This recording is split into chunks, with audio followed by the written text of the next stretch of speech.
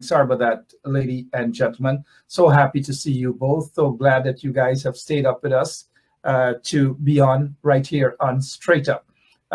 Let me first begin by complimenting Miss Vanessa Kissoon and her head tie, looking quite beautiful as always.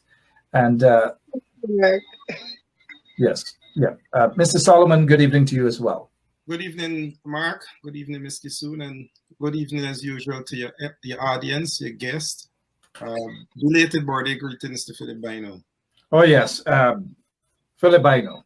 Philip, I forgot to ask him his middle name, but Philip Bino. Let me make sure that some folks said that there was no sound earlier. Are you guys hearing me loud and clear now? Somebody's asking to pump up the volume. Are you getting us loud and clear? All right, I'm assuming that you are hearing us loud and clear. Let's get straight to, let's begin with Miss Vanessa Kissoon. Miss Kissoon, again, welcome. And just 1 second, yes, they are hearing us loud and clear. Welcome again to Straight Up. No stranger you are to 107.1 FM. And let me take the time to congratulate you on being reinstated, so to speak, back into the PNCR officially. You have said on numerous occasions that you have never left the party. How are you feeling this evening that that matter has now been put to rest and you are officially back in the folds of the PNCR?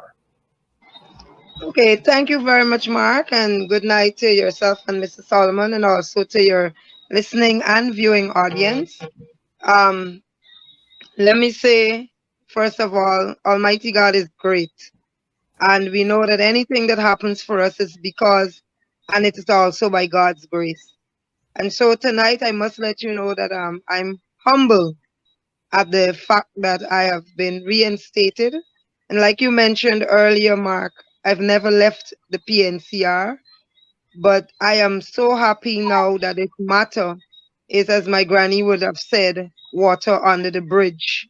And so we can now move on and we can now, I'm able to participate as we move forward in rebuilding and reuniting the People's National Congress reform. And And surely that's, sure, I go want to ahead. also say thank you very much. I know that you've been advocating on our both of our behalves, myself and Mr. Solomon. And I really want to thank you because, Mark, sometimes I know that persons will say we should not wash your dirty linen in public. And I have never done that. But the minute that you would have brought these matters out publicly and started, I use the term banging at it, some attention was given. And I must say thank you very much for what you have, your input in all of this and in seeing justice being served. This, and you guys are welcome, and this could not have happened without, of course, the participation of those thousands of people who are listening and watching this program right now, because you guys have had thousands of people, not just me. This is just a vehicle that was used for that, right? But the thousands of people were also championing your cause, Mr. Solomon's cause as well. And there's a reason why people have done that. It is because you guys are true community leaders. You guys are true leaders. You have served once as, I believe, on 2 occasions or 1 stint as member of parliament. 2 times, 2. 2 times, yeah. Mr. Sharma Solomon, former chairman of Region Number 10. And so you guys have practically put your lives on the line for the people of Region 10 and by extension, the country. And you guys deserve to be saluted. You guys deserve to be respected. And I'll say this, not all times we see eye to eye on issues, but at the end of the day, one must give Jack or Jill his or her jacket. And you guys deserve to be saluted. And let me take this time on behalf of all the people who are watching this program here to say, for all the work and the advocacy they have done to ensure that you're reinstated, you are welcome, Ms. Vanessa Kissoon. Now let's go to Mr. Sharma Solomon. Much appreciated. Welcome. How are you feeling now, Mr. Solomon, that you are officially back in the party officially? God is great, Mark, and that should not be overlooked. And I know you said official, you know, you and I would collide on this official term, but due process never fails once you believe and you have faith. So justice indeed came to us in terms of our reinstatement or acceptance and recognition of membership. But at the end of the day, I think the value of the party is what is most important, that have always remained with us. We have not, I speak more so for myself, and I've already welcomed Ms. Kissoon back. I think an injustice was there indeed. But we are not new to representation of people's interests. You know, we are not, as some people may say, neophytes in recognizing our role and duty. So I am most grateful for the opportunity provided by this party over the past 2 decades or more that I've been around the party, to demonstrate that sort of ability to show the sort of leadership that the people of Linden and Region 10 not only deserve, but we believe we were able to deliver, and more on indeed could be done. But in all of that, Mark, your participation, the participation of your audience and the wider membership and the wider Guyanese society is without, you cannot unrecognize that. I know even the last 2 programs we talk about how simple the matter of reinstatement for Ms. Kissoon could have been, and that is the exact pattern that followed. A simple motion, somebody second that, and it's carried by CEC.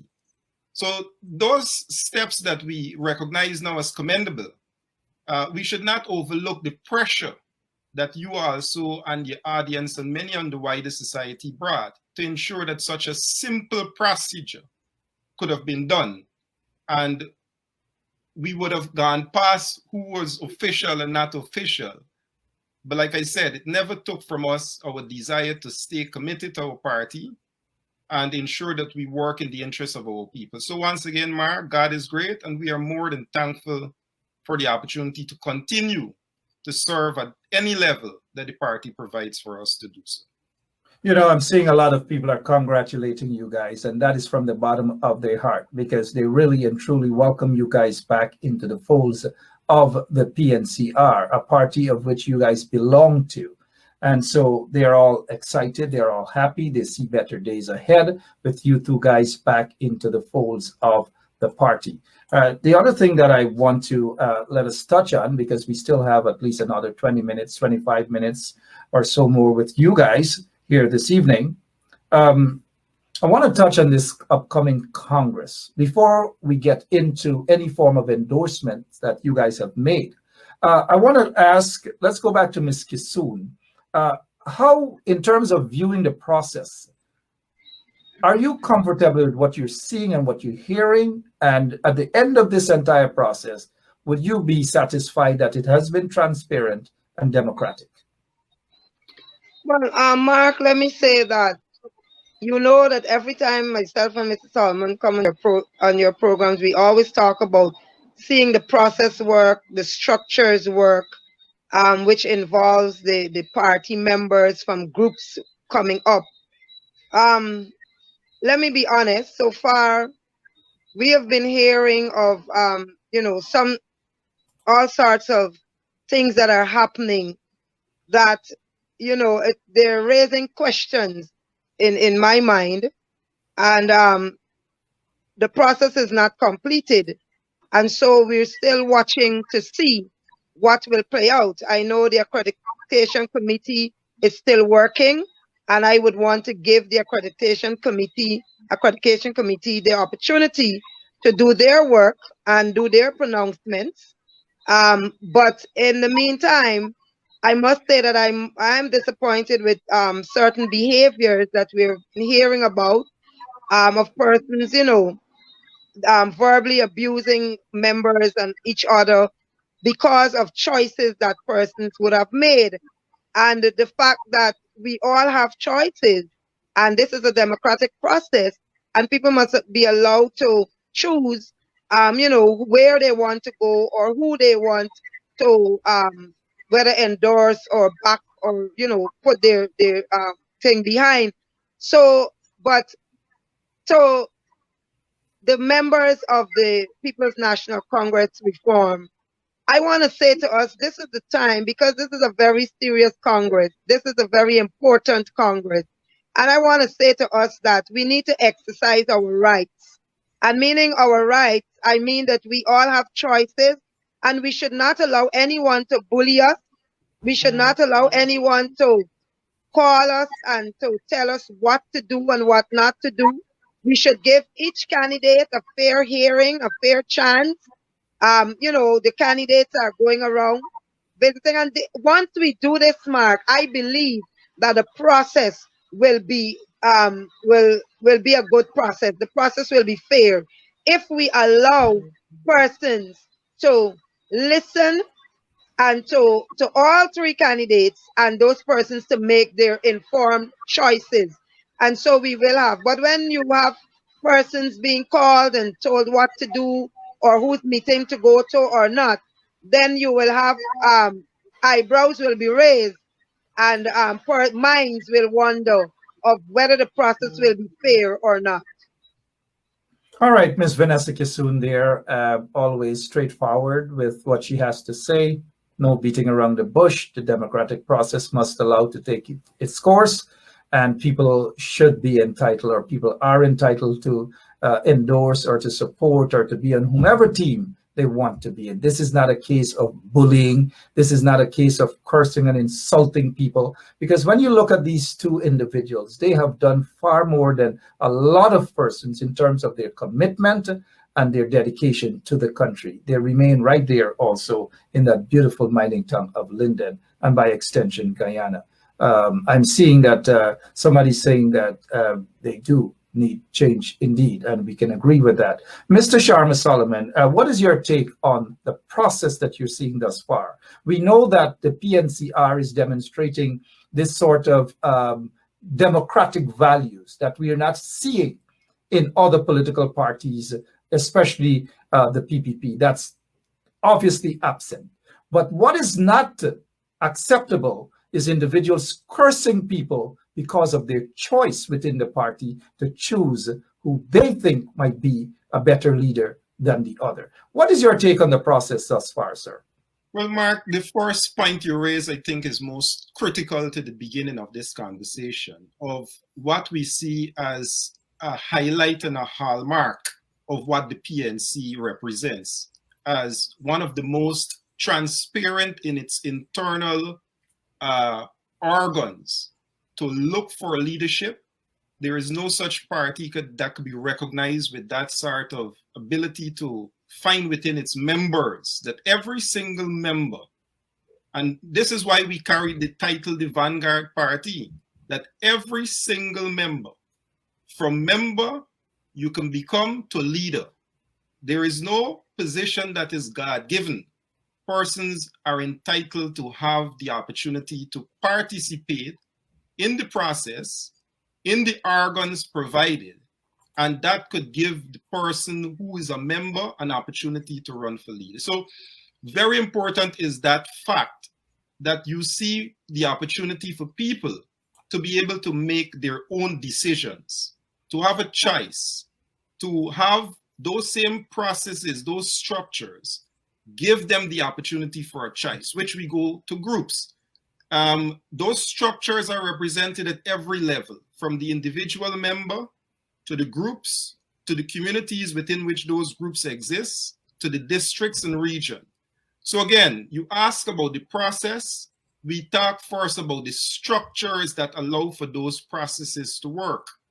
And when you have members at the group level that can meet, and this people may say is the form of it, but do we have the substance of it? And I heard such one person ask the question. But the form represents first and foremost the area within which party members are allowed to participate, are allowed to be involved, and allowed to be engaged. And I think when you ask about the democracy earlier, It is the sort of show of democracy that promotes a consultative, inclusionary, and participatory start of ingredients to allow that farm to be allowed to work. So people at the group level must, not should, but must be given an opportunity where they are allowed to participate.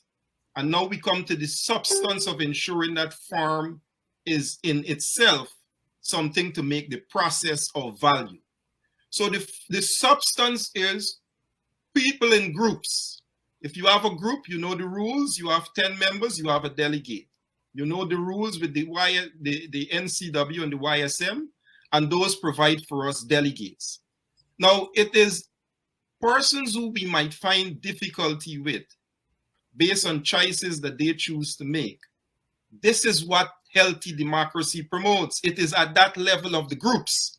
You should find those conversations and discussions that make their way to the delegates that go to the point of Congress to identify the leader, and not just the leader, but the leadership, of which you have beyond the leader, chairman, vice chairman, treasurer, and executive members. Now, it is important, Mark, and I come back to that fundamental point. You asked about the process, I give you the form. The substance starts from those individual members and the groups.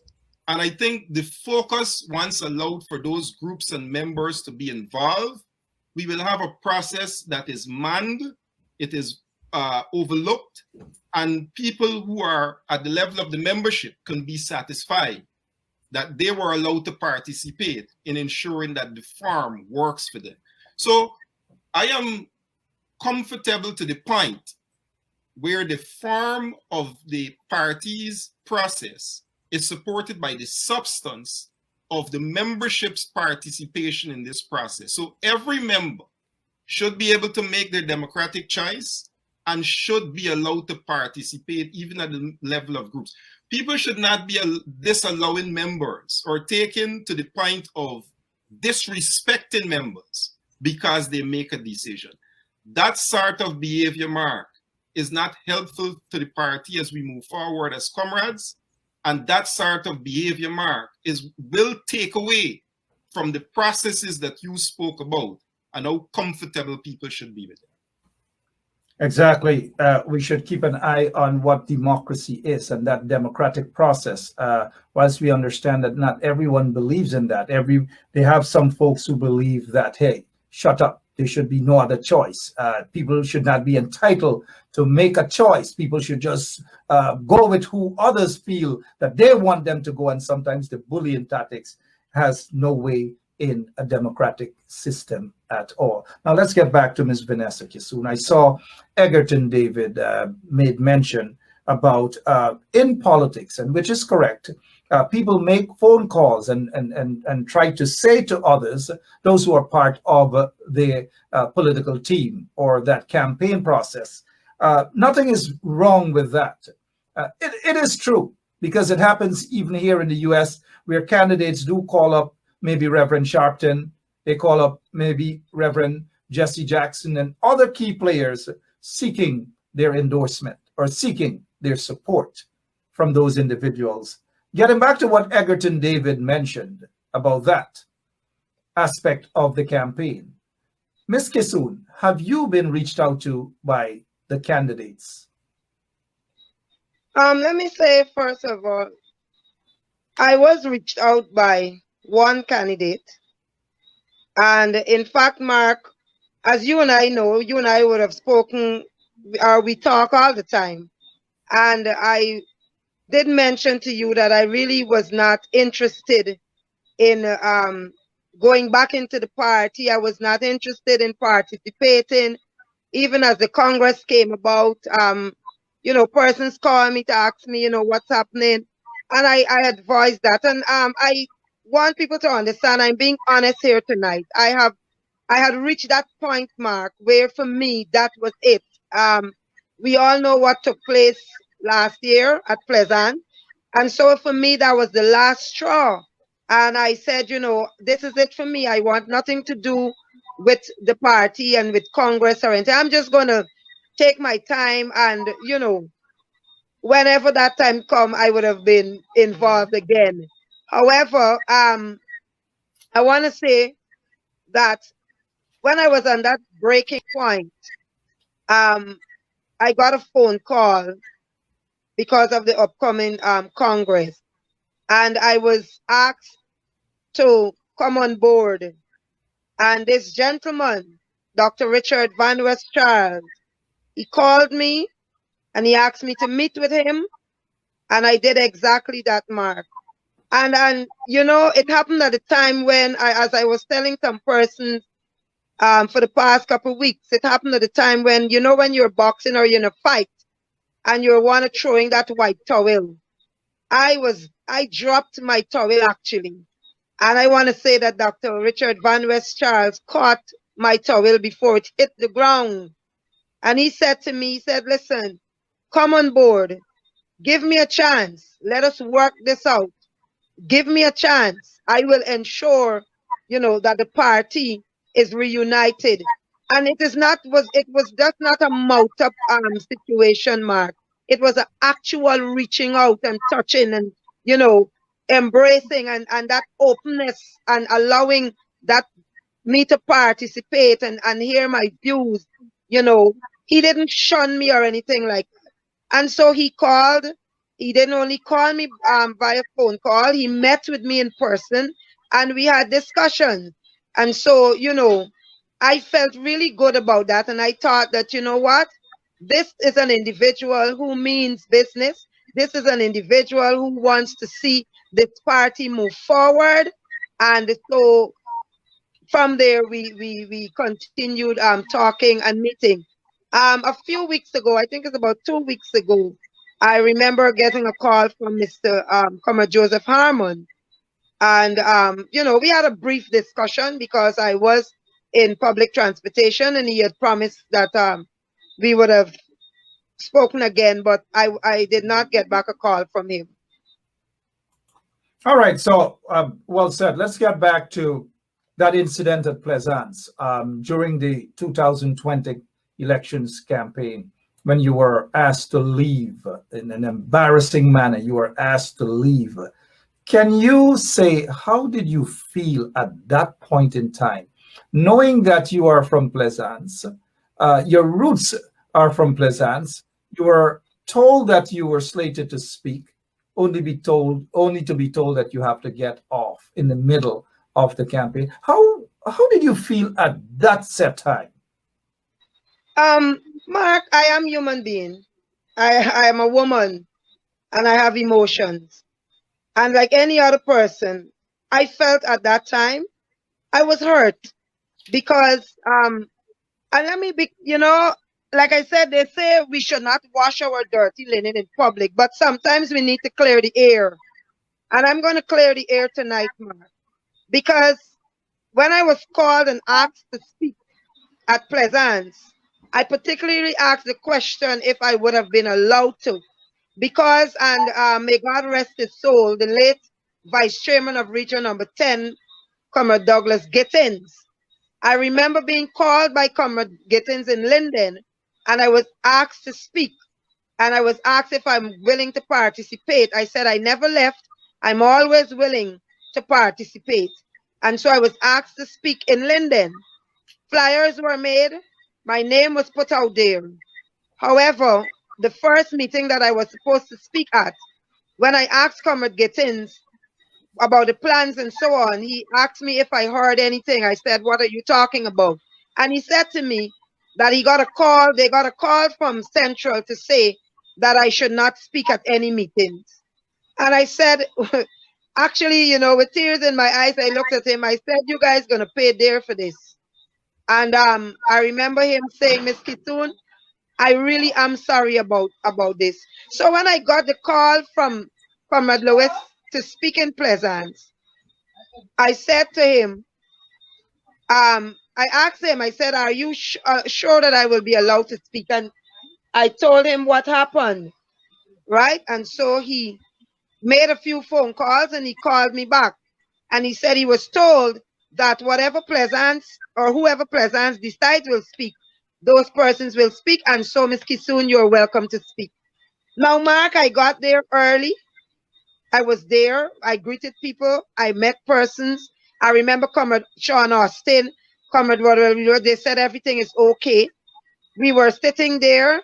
The then regional chairman, Miss Genevieve Allen, bring her remarks and her greetings.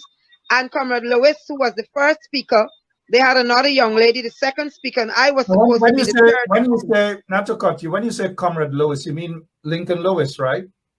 Oh, no, not Uncle Lincoln Lewis, Rodwell Okay. Lewis. Yes. Okay. So, and I was there waiting to speak. Now,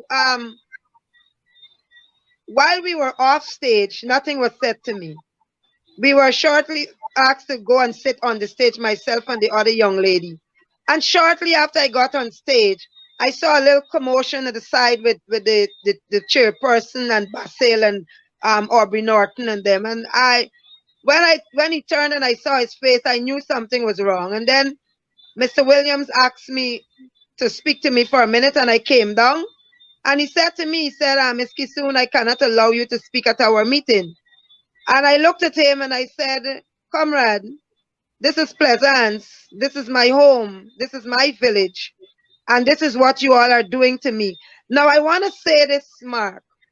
At that time, you had present there, because I remember Comrade Joseph Harmon mentioning at a meeting in Linden that he was there when I was taken off the stage. And he was the campaign overall manager. Basil Williams was the manager for East Coast.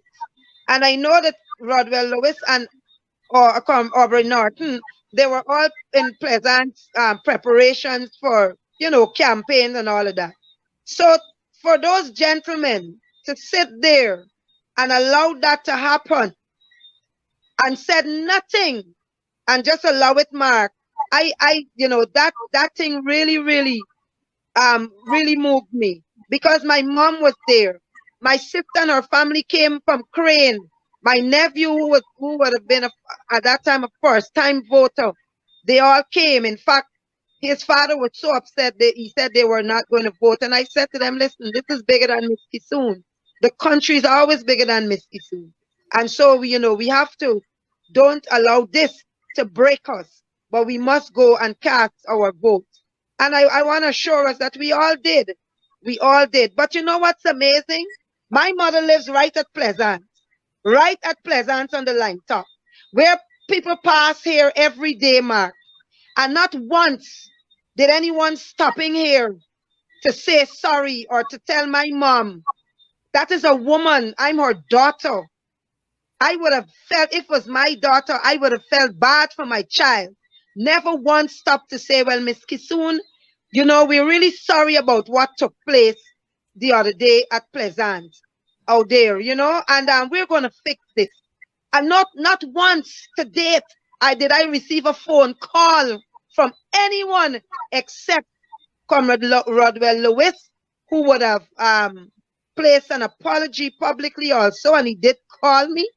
And I remember Miss Moore from Better Hope, who met me, and the others, Mark. I'm talking about those who held the position of whether campaign manager, working with people, whatever position they held, because we know they held position. Not once to date have they ever called to say, Miss Kissoon, we're sorry of what took place, and this will not happen. We will fix this matter. We will fix your matter. So, Mark, I don't understand all the fancy things that are going on now. Whatever is happening now is just happening for the optics. And this is politics, as you said. And we understand politics and we understand the optics, because this is election and this is Congress. And so I'm saying tonight, Mark, the only person that reached out to me is Dr. Richard Van West Charles. And as far as I'm concerned, this man means business. He wants to move this party forward. He wants to have inclusionary. He wants people to participate. And he listens. He asks questions. He listens to what you have to say. And it's not a case where, his people are calling people because you endorse somebody, people abusing you out and think you're being promised. From very upfront, I said to Comrade Van West Charles, I don't even want to be on the executive body of the People's National Congress reform. I don't. My place is to ensure that groups are built back, that the groups function the way we know it functioned when we were there. Mr. Solomon can attest to that. The groups in Linden and Region 10 can attest to that, where meetings were held, where we went and met with groups constantly. We used the telephones, we engaged groups, the groups participated, and that is what will bring back the People's National Congress reform. When we allow the process and the structures to work, when we allow the groups, the small man, the ordinary man, the grassroots members to be a part of the process and not to be feared and not to be insulted and not to be abused out because they made a democratic right and choice. Well Thank said. you. Well said. Well said. Democratic choice. Before we get to Mr. Sharma Solomon, we want to hear from him as well. Well said, Ms. Kissoon. Do you think if all of the candidates had extended an invitation to you to say, look, whether it's Mr. Aubrey Norton, I still can't find him, Harmon, Joseph Frederick Harmon, or in the case of Dr.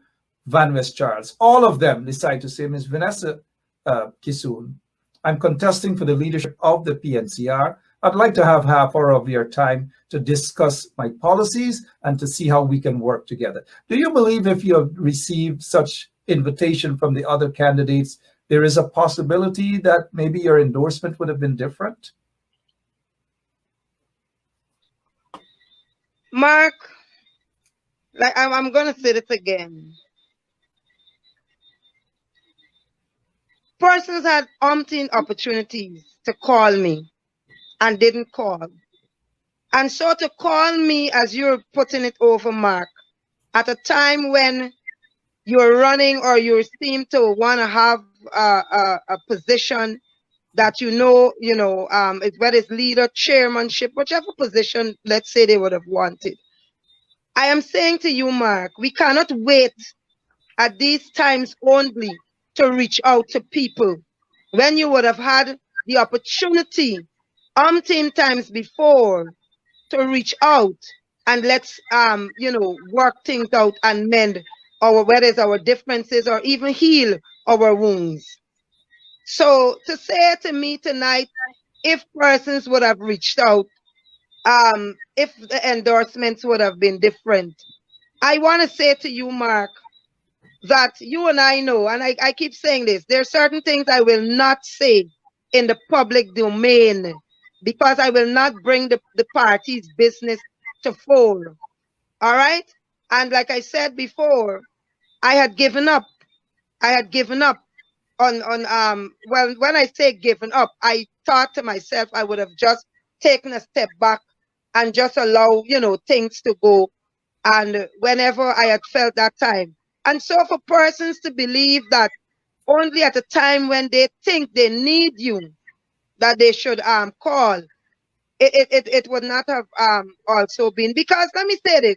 I remember Mr. Harmon and Miss Ali was in Linden, and there was a meeting at Lyshas.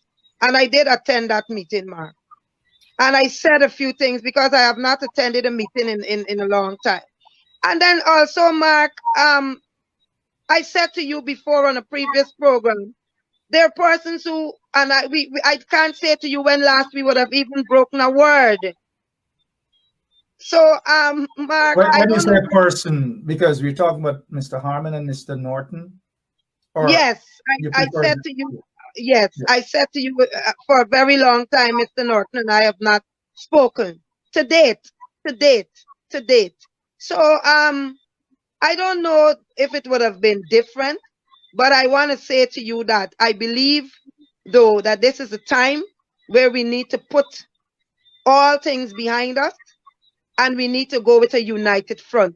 Because let me say this, the PPP is not afraid of a one man, Mark.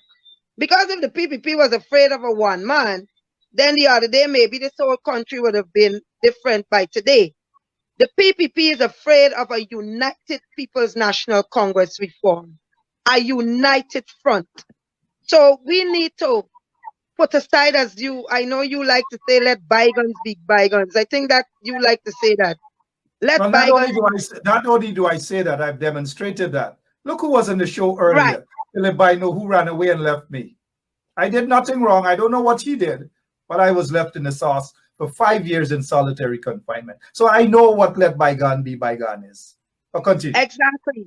And so I want to say that after this Congress, that we need to move forward with a united front.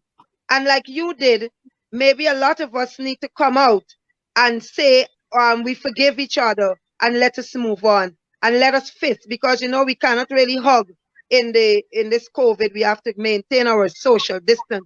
Let us give a social distance high five, and let us build the People's National Congress reform, and let us save our future, those that will be our children and our children's children. It's time we move on, Mark. It's time we put aside pettiness, and it's time we rebuild and reunite the People's National Congress reform. Well said, Member of Parliament, Miss Vanessa Kissoon. Well said.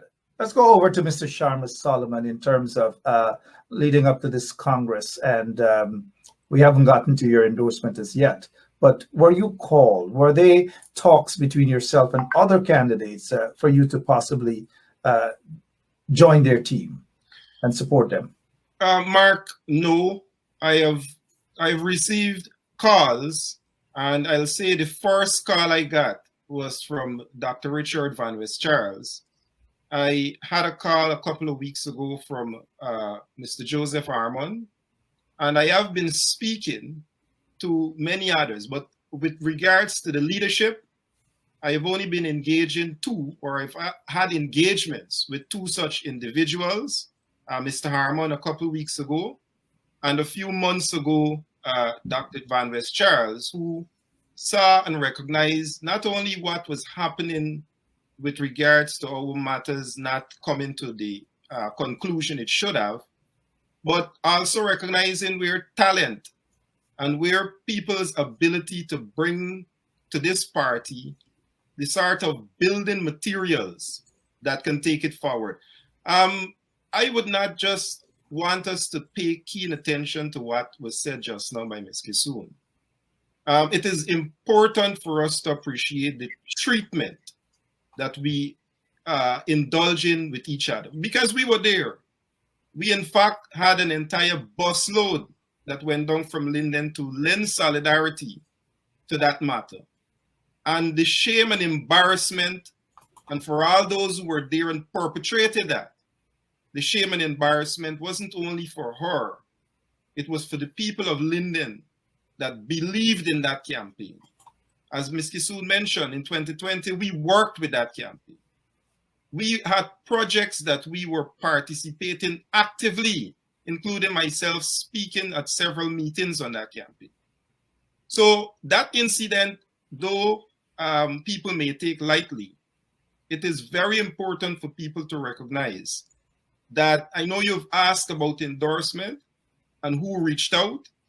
I think the big man in the room at the moment to ensure that we don't have this sort of behavior and is prepared to welcome ideas, reach out and extend to ensure people are involved, and is unafraid of people who may differ with their view, is Dr. Richard Van West Charles. Because that incident should not have occurred in light of all those who attended. And to date, Ms. Kissoon is saying to you, of persons who would like and desirous of leadership have not even extended the courtesy to engage her on any other matter, but to just engage her. I think it is unbecoming of where we want this party to be, and the big people in this party should step in, as we are now respecting Dr. Richard Van West Charles' approach to come in as a candidate and demonstrate the ability to bring this party together. This is where we need to be. We don't need to be in a divisive, petty politics, the politics of destruction, the politics of exclusion. That politics, Mark, have gotten us nowhere. In fact, we have regressed. In fact, for those who believe it is worthy of even the sort of attention, in itself recognize that people will see past that, because the big people in the room, to ensure that we manage the affairs of this party well, to ensure that we give the sort of respectability to this party, so that these sort of petty incidents will not occur and should not have occurred. So I don't want to take lightly that fact. And then you ask the question about where we can find that sort of leadership. I mentioned just now Dr. Richard Van West Charles. But it is not because persons reached out to us first, last, or whenever.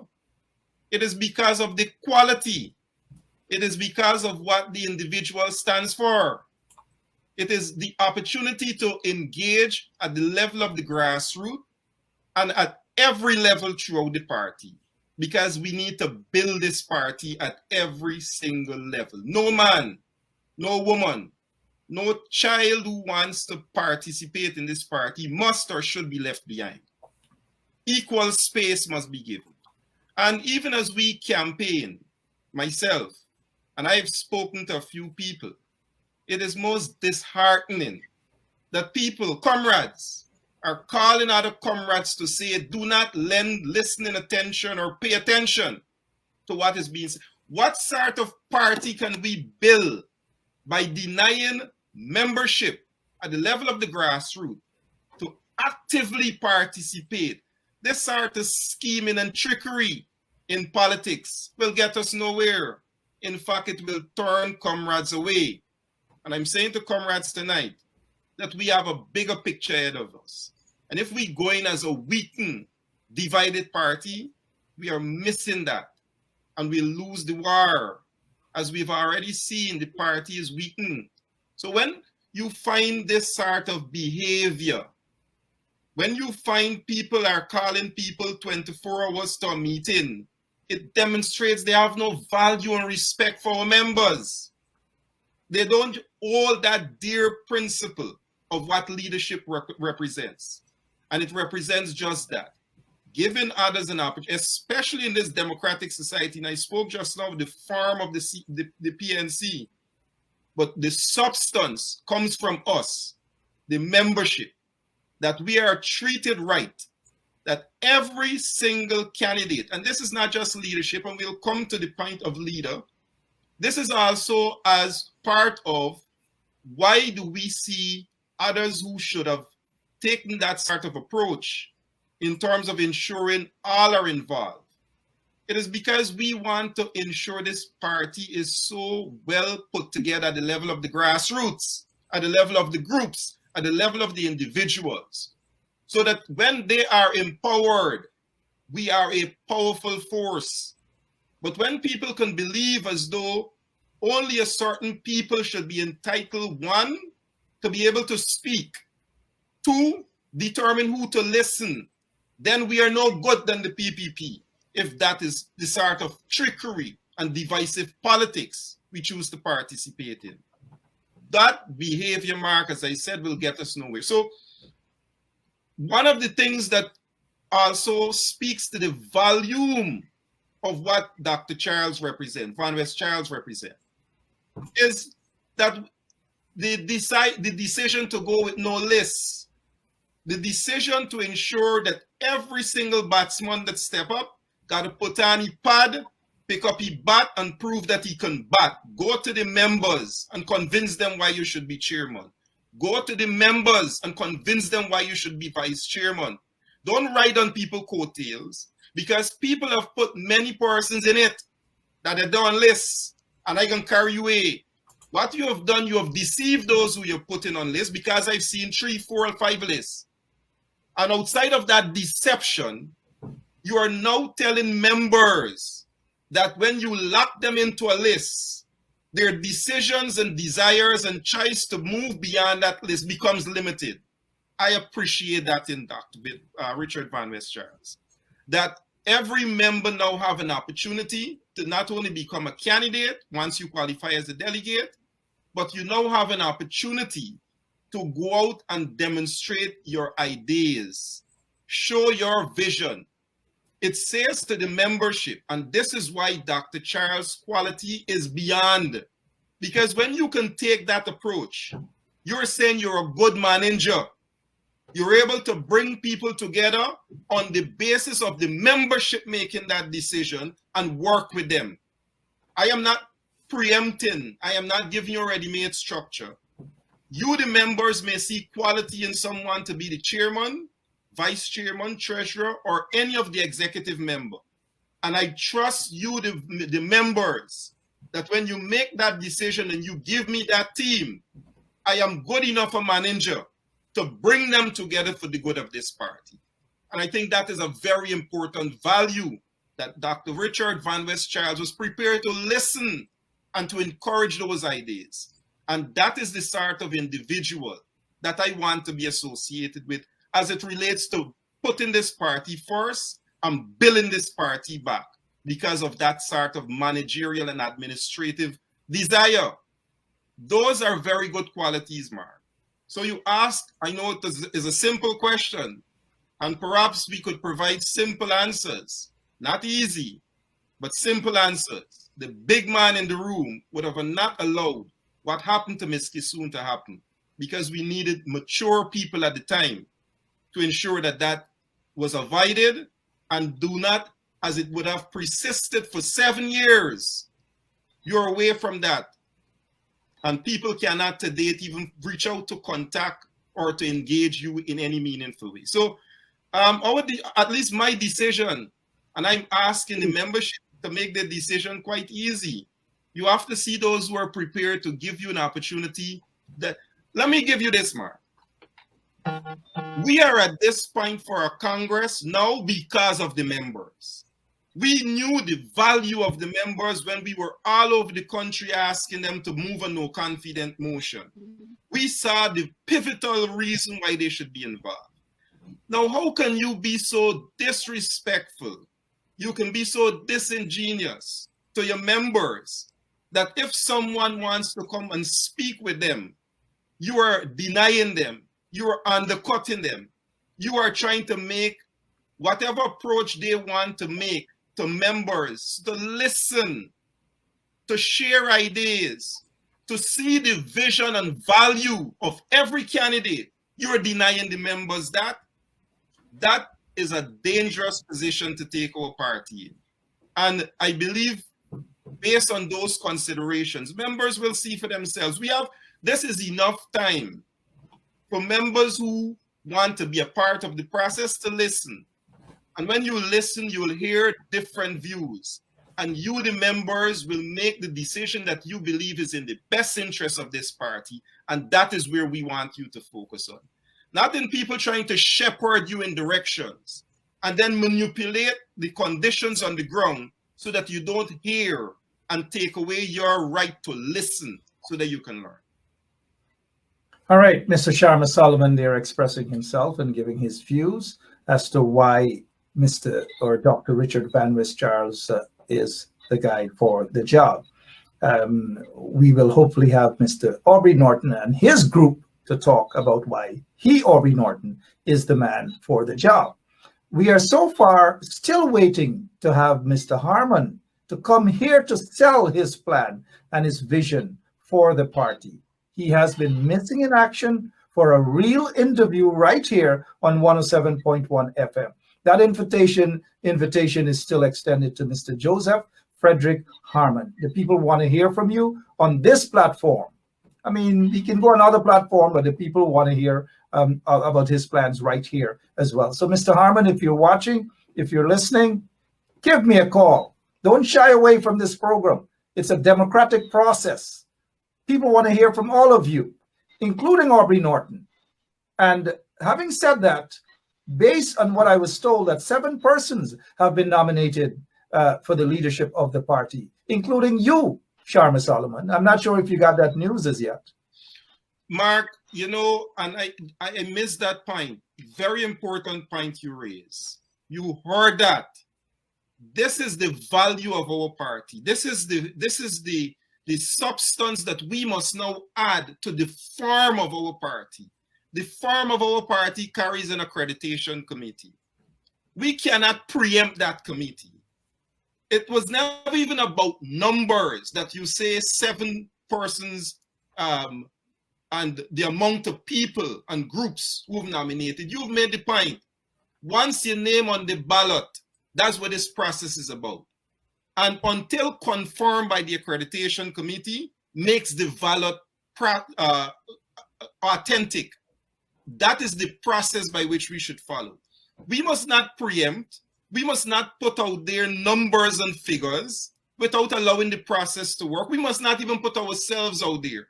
So even before I say I thank person for that, that may have been groups who would have put forward their intentions. You are saying something to me unofficial. And until it comes from that official source, until we give the process a chance to work and ensure that the accreditation committee puts out the information properly and official, only Denmark can I say, like you just said to me, I would take any congratulations and respond to those positions. But the process must be allowed to work. We have an accreditation committee. Groups have made their submissions on candidates, and not until, so let me give you an example, Mark. Now, 10 groups, 100 groups we have, and then 15 or 20 of them not in good standing. And the accreditation committee figures that out and disqualifies even the candidates they have submitted. I gone out there because group number 15 or group number 10 voted for me as leader, but the group doesn't have the conditions satisfied to the accreditation committee in the process, and they're disqualified. How do I now go to my supporters and say that I'm not on the list? Those premature positions, Mark, are not helpful to the process. In fact, they're more damaging to the process when we don't give it a chance to work. So you ask if I'm there, that is a process that will be official and confirmed. I know you always have good sources, but I trust to see the accreditation committee fulfill its work, and we can move from that point on. All right, well said. 49 minutes after 10 o'clock in beautiful Guyana. Might be different wherever else you are, but let's get back to Miss Vanessa Kissoon, a fighter who never gave up, someone who believes in the people, someone who has made so many sacrifices for the people of Region 10 and by extension of Guyana. Let me ask you why you believe Richard Van Charles is the man for the job of leader of the PNCR, at this moment. Why? Okay, Mark. Like I said before, and I've heard a lot of persons say the same thing. At first, I knew of Van Charles, Dr. Richard Van Charles. I've never met him in person. But after we would have met and he spoke to me and I've listened to him, we went to meetings. I've listened to the way that he's speaking to the members. And when I listened to the experience that this gentleman has in organizing, not only here in Guyana, but across this world, and I listened to the amount of countries that he had to work with, and he had to build teams, whether it was Jamaica and other places. He had to build teams, I think, even within the Latin America, and people who he never knew from different countries, and he was in charge, and he had to bring them together and work with them and build those teams. When I look at how he transformed GWI, and I know a lot of us appreciate the work that he did for that time that he was there at GWI. We're all now saying how our water quality is not the same like when Dr. Charles was there. His organizing skills and his ability to bring people together and to work with people, I feel and I believe deep down in my heart, that is the type of leader we need at the helm of the People's National Congress reform, to rebuild, to re-energize, to revitalize, and most importantly, Mark, to reunite the party so that we can move forward and so that we can go out there together and take down the enemy. The people Progressive Party, Civic. There's the real enemy. And this is the man that will bring us together because he has done it before and he can do it again. And once he's given that opportunity, I know he will do it, Mark. And I admire his humbleness and the way he speaks to people. You know, I listen to him at meetings, Mark. And you know what he will tell comrades? Though other persons are calling members to tell them do not attend the meetings when he go to speak, you know what he tells them? He says, listen, if the other candidates did not visit you as yet, and they're yet to come to speak to you, please invite the others and let them come out and listen to all the candidates. You need to listen and you need to make your own decision, your own informed decision. And that is what I call a big man.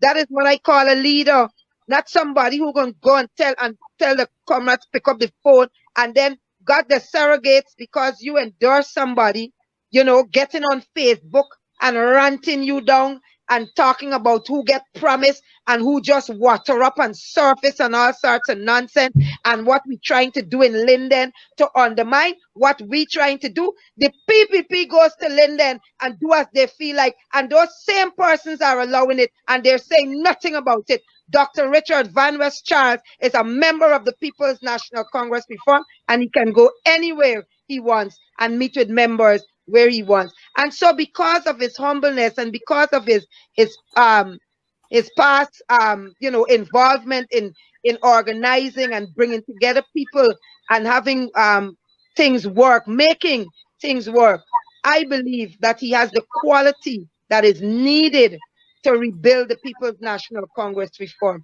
And that is why he's my choice for leader. All right, Ms. Vanessa Kissoon talking about her choice for the leadership of the PNCR. It's her right, it's her democratic right to do so, and for anybody to support whomever they want to support. But let me say this to you both, and I'll say this publicly, as I may have said privately to Mr. Solomon, I believe, that I was actually honestly surprised when I heard of that endorsement. I actually thought that with the official reinstatement into the party, that either of you would have been running or seeking some office on your own. But when I heard of both of you endorsing Dr. Richard Van West Charles, that caught me by surprise. I must admit to that. But let me say to Mr. Sharma Solomon, in closing, let's say, for instance, that your candidate, your choice, doesn't win, and someone else wins. Are you willing to put whatever differences you may have with the others for the benefit of the party in order to unite it in approaching a general elections to defeat these vagabonds in office? Mark, your question would have been answered in 2012. In 2020, it was answered. Notwithstanding whatever differences we have with people and people have with us, it took no more than a phone call to get us to be part of the 2020 elections. That we actively participated, that we were visible enough at those meetings to be present and to pronounce on, and to even craft strategies so that we can go after voters in a more aggressive way. So that question was answered a year ago. We are committed to our party. We have always been committed to our party. Whether we have a card or not, we have demonstrated that. We have shown how we could ensure people could be represented because of that. So, Mark, you're not asking something that people are unaware of. So, you ask about our commitment, not only in Linden or Region 10, and it is not because we have so performed for the people of Linden or Region 10, we believed we are owed any favor. Nobody owns Linden. Sharma Solomon don't own Linden. No politician owns Linden. Linden is a powerful, independent community. Dr. Charles mentioned earlier the fact that why he launched in Linden, because Linden resonates with that sort of rebellious struggle against oppression. It is where we need to be at this moment as a party, as a collective, rebelling against the sort of oppression and victimization that we see from the People's Progressive Party. So, not because people see our presence, people should take that we are taking people to Linden to give support to Dr. Charles. No, it is the quality. It is what I have recognized as an individual, that you have a big man in the room, somebody who's a we talk about associations. How could you associate anyone closer than Dr. Richard Van West Charles to our dearly departed comrade leader, Lyndon Farb Sampson Border? He practically gave one of the most critical service in the state, healthcare, for Dr. Charles to manage. You look at healthcare today, it still sits on the foundation of what the Burnham era was. Free healthcare, those policies are still there. The infrastructures are tangible before you to see. Beyond education and healthcare, those are the biggest budgetary allocation that the state makes. And that shows the sort of value that our comrade leader placed in the hands of Dr. Richard Van West Charles. This is health. America is fighting for free healthcare when we provided that as a policy under the watchful eyes of Dr. Richard. So you ask about being involved in statecraft. He was there. He understands that. Ms. Kissoon gives some highlights about international repertoire. You check that. It is not easy for someone to be out in the international arena representing the name Guyana. And he did that with class and style at every level of international medical organizations. And think about it. As a professional, he could have stayed away. He returned and he continued to serve his party. He always holding a party card. So I know people say, whether he's a party man, or we are aware that every member carries value. And administrative, 5 years, hundreds of thousands have gotten water. The Guyana Water Inc., the infrastructure and the structures on which the policies still rest is what was there 3-4 years ago. Nothing else have changed except the color of the water. Back to brown. So that is an easy question to answer with regards to the fact of what he brings as a leader. You can see that in the history of his work. You don't have to, those are factual tangibles, you call that. But you talk about then bringing spirits on board so that we understand that people also bring those values. Those values you may not recognize or see. The value of ensuring we have unity. The value of ensuring that people are held accountable and are prepared to encourage ideas. That is really our fundamental problem, Mark. In this new age where people are quickly moving data around, quickly moving information around, data is more valuable than oil and gas, data. And you're preventing people from getting access to information. Information is power. Not just for Dr. Charles. Every candidate, if allowed to share their vision, then it makes it easier for members to evaluate the sort of talent we have in this party and be able to position that talent behind the positions that they can work effective to lead us. So I really admire that Dr. Charles has no slate, because every candidate is open now to be a part of that, which is a new movement of leadership without feeling. You know what the slate does, Mark? It further fractionalizes, it further divides, because people will see people who they don't like and people who they like on a slate and think they have to take sides or no sides.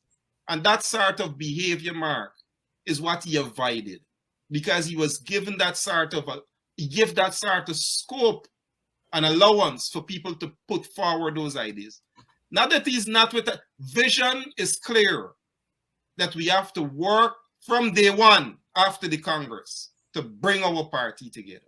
I can work with that. And that is why I am supporting Dr. Richard Van West Charles. All right, Mr. Sharma Solomon, former chairman of Region Number 10, a man on the ground, a man who believes in the people, a man who has done a heck of a lot. And sometimes we don't see eye to eye, or in fact, we don't see eye to eye in everything. But we are still here as brothers in the struggle to talk about issues and democratic values and the way forward for Guyana. And in this instance, you're talking about the way forward for your party, the PNCR. I've noticed Renee Paris is saying something that I've been saying, or we have been saying right here on 107.1 FM. We have been calling for a debate. Aubrey Compton Norton has no problem with a debate. Dr. Richard Van West Charles has no problem with a debate. The only person that I cannot find right now to come on this show to say publicly or not whether he is in support of a debate and what are some of the things that he will do to turn the party around were he to become the leader is Joseph Frederick Harmon. Mr. Harmon, if you're watching this program, good evening to you. We are still awaiting your arrival to be interviewed right here on 107.1 FM. So I like that point, Renee, about a debate. I believe Norton wants a debate. Van West Charles wants a debate. I'm not sure if Harmon wants a debate. I don't know. But look, let's get to Ms. Vanessa Kissoon for your closing remarks, ma'am, in terms of the future of the party after this Congress. It seems there seem to be a lot of bad blood, something that should not be. But in politics, that is how it is. And at the end of it all, people kiss and make up. We see it here in the U.S. We saw with Barack Obama when he ran against Hillary Clinton. Everybody thought that Hillary was the person. I thought I gave up on Barack because Barack was a little known guy out of Chicago, fresh in the politics. Not too many people knew him, but he beat Hillary Clinton. Hillary was upset. Bill was upset. But at the end of the day, they put their differences aside in the interest of their party and country. Hillary Clinton, later, I think she became the Secretary of State under Barack Obama, President of the United States of America. How do you see the PNCR after this Congress as part of your closing remarks, ma'am? Okay, Mark. Before I answer your question, let me just clear the air because I was asked the question about and this is going back, but I just want to clear the air. The apology that I was asked to do by the party. I want to say, Mark, to your viewers, I did offer to apologize. I did.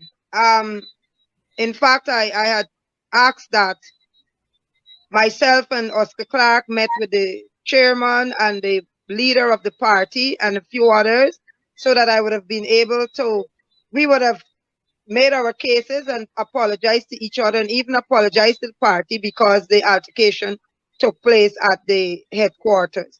And that was turned down. So persons are still asking questions about an apology. And I want to say that, you know, it's it's water under the bridge now. Oscar Clark and I, long before would have made up. We would have hugged and, you know, we put our differences aside because we recognize that the party is bigger than us and we recognize that the country is bigger than us. And I said that to say this based on the question you're asking me. This is what we need.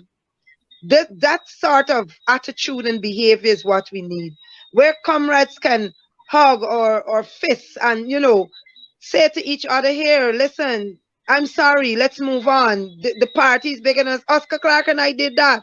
It was a party that was holding on to something, and we were able to move forward. We greet each other every time we see each other.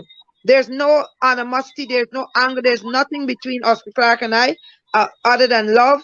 And I can say that Oscar Clark, I see him, he could have been my grandfather, could have been my father, you know, I respect that. And so we moved on. And if we can have this type of attitude coming after this Congress, and not even till after, let us start now. Let us start mending and wounds and healing. We need that. Because if we don't, Mark, I will continue to say this, our children will suffer. This country will continue to suffer because we will continue to be as we will normally say, crabs in a barrel. It is time for us to get rid of that attitude and work together. And listen, persons will ask the question, oh, are you willing to work with Mr. Solomon said it before. We're always working. We get phone calls and we're asked to work. I got a phone call in 2020 and I was willing to always, I said to the comrade, I told her, I said, I've never left the party. And whenever called on, we're there, whether I was suspended or not, whether I was on the list or not, Mark, we worked, myself and Mr. Solomon and team. And I want to say this again. It was never a one man. It was never a one man. It was always teamwork. And we normally tell our students at school, teamwork makes the dream work. But we can only have teamwork when people mature and when we can put things aside and when we can, work together.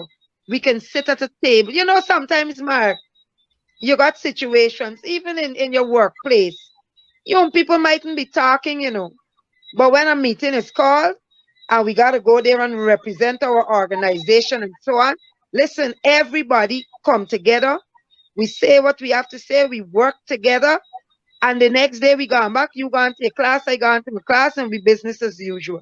But when it comes to moving our organization forward, when it comes to ensuring that our organization gets the type of cooperation it needs, we come together, Mark.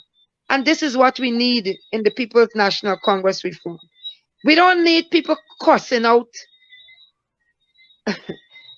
other candidates or cussing out people from the accreditation committee or cussing out your fellow comrade or member or abusing out one another. We don't need that. Not at this time. You see, and this is what we don't understand. The PPP likes that, That is what they like. They like to see when we're divided. They like to see when we're fighting each other. They like to see when we're cursing each other.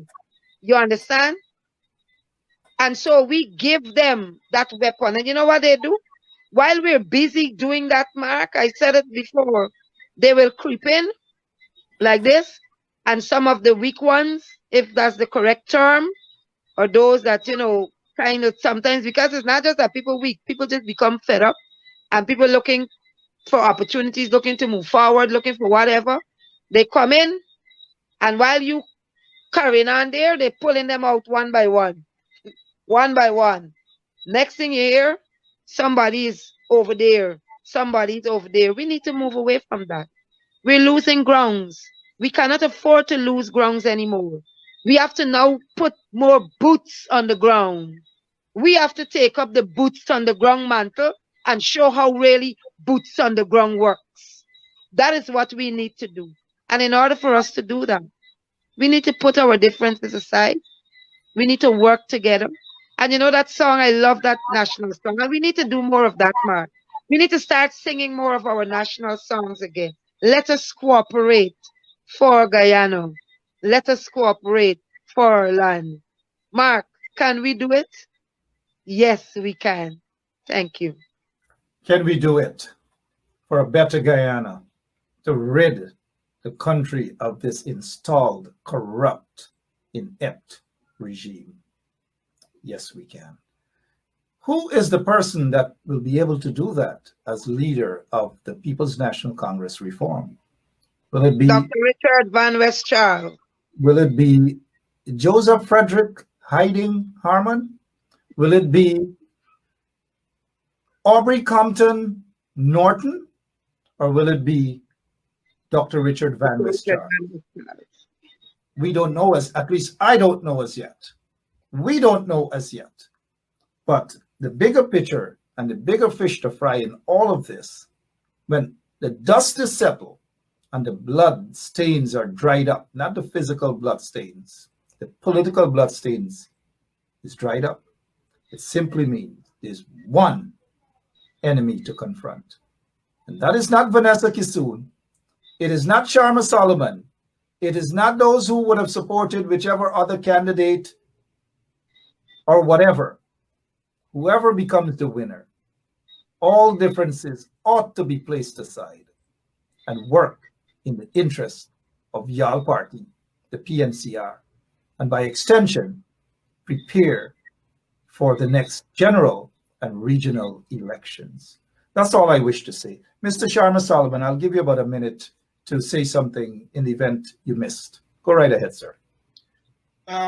So forward looking, because we have to, but before we get to forward looking, let me just take this opportunity again to recognize where the value of the entire party rests.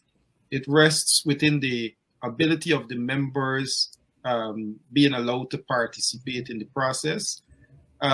Those very static things like a constitution and those abstract things like the title and positions mean nothing if the members, if they are not allowed to have life by the membership. So as we talk about Congress at the moment, I want every member to recognize they have value.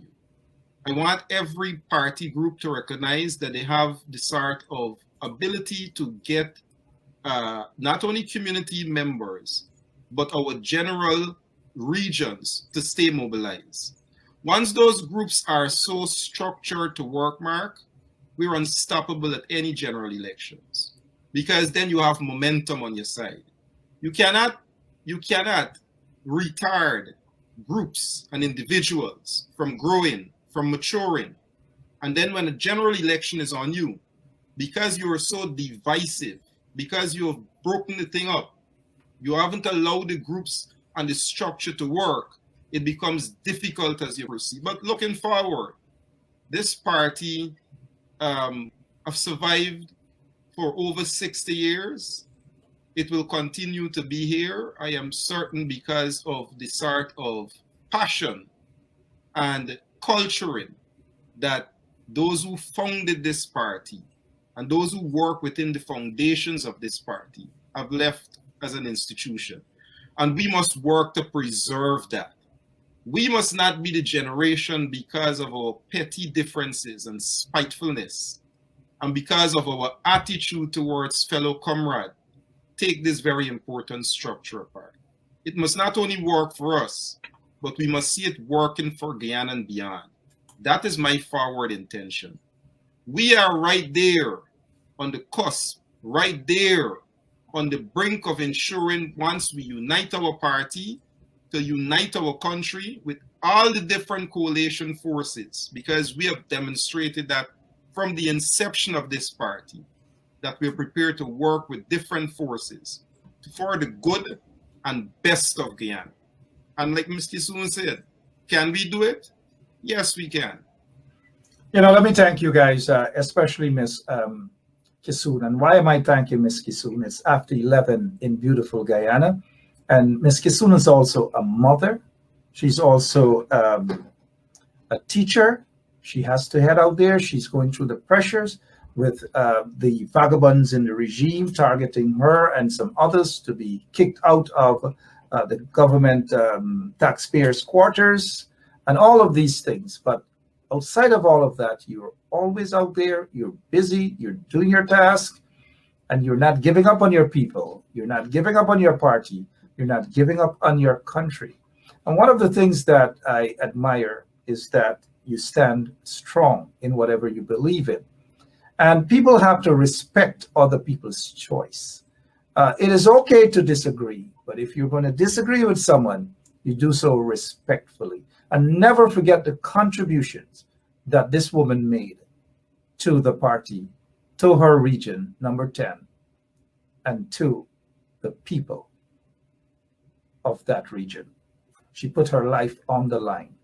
And she's not someone, because she decided to support someone who you guys don't support, means that you have to forget all of what she has done and the sacrifices both of them have made, all because they didn't endorse somebody that you want them to endorse. It doesn't happen like that in a democracy. We must respect people's choices. And there are lots of people who support Aubrey Norton. They're some of my friends. They're some of my relatives. To each his own. There are some who support my good friend Hiding, still waiting to see him, Aubrey Norton. And there are some folks who support Dr. Richard Van West Charles. It is okay to do that. Nothing is wrong in supporting a candidate. What is wrong is insulting and disrespecting and cursing an individual, all because you want to wrestle them and bully them so that they can support your candidate. It doesn't happen like that. Egerton David, you know that. I know who you support, Egerton David. I know who you will always support, Egerton David, but not once will I chastise you or anyone for making that choice. And I mention your name, Egerton, because I see you've been busy in the comment section. And good evening to you and the family, Egerton, and to my guest. Thank you both so much. What this reminds me of, it's back in the days when there were this warring faction in Jamaica between Mr. Manley and Mr. Siaga. And who stood on stage to bring those two together? Bob Marley. It was Bob Marley. Maybe we need a Bob Marley in the House. Maybe there should be a Bob Marley in the PNCR to bring the warring factions, to rinse out the bad blood, to bring people together, put the differences aside. Not just after this Congress, but maybe that process should start right now. Thank you both. God bless you all. Thank you for your contributions to Guyana. You're welcome, Mark. God bless you. Thank you, Mark, and you're welcome. And before we go, thank you Sharma, congratulations to you and your newborn. Yes, Mark. I am a father for the second time. Yeah. We celebrated the birth of my baby girl, Amelia Joy Solomon. So I'm officially saying that. I sent you a few photographs. Yeah, I saw that. I was looking to show it here, but yeah, maybe next time. But thank you so much, though. Thanks for that. Thank you for your time. All the best. Yeah. Sharma and Vanessa.